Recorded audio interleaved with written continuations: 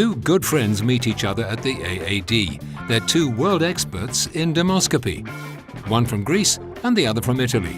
And although new diagnostic tools are on their way, for them it's clear. You can't do your job without a dermoscope. Dermoscopy is now used not only for skin tumors, but for many other entities in dermatology, including inflammatory, infiltrative, parasitic infections, many criteria of diseases that were previously unknown. Basically, we use it for any kind of diseases. As soon as we will discover new morphologies for the various entities we are dealing with every day, it will be not possible to work without it. Yes, some biopsies are saved when we use dermoscopy, but this is not, in my opinion, the way we should think about it. So it improves our ability as clinicians to recognize skin diseases. This is the role of dermoscopy. This is why we use dermoscopy. Dermoscopy is not a competition to the histopathologic exam. But of course, indirectly, when you improve your clinical diagnosis, then some biopsies will be saved. Well, basically, my pathologist is not able to see anymore a lichen planus because we diagnose it by the dermatoscope.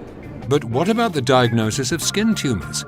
Are we reaching the limits of what we can achieve with a handheld dermoscope? We were asking ourselves this question already 20 years ago.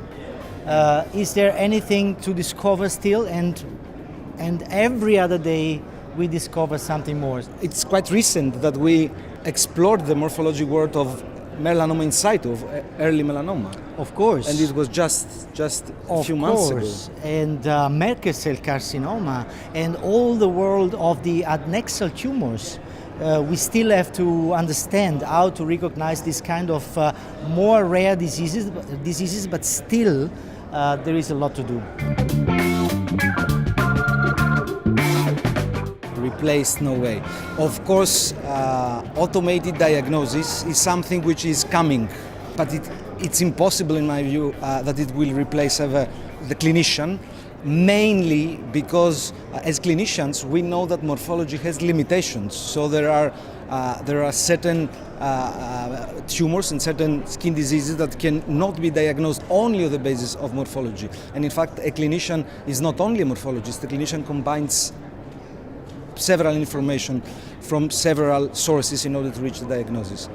Every day we look at hundreds, maybe thousands of benign lesions in milliseconds, in few seconds. Can you imagine to do this job? For every lesion that we look at, we ask a computer what it is. I mean, it's not feasible.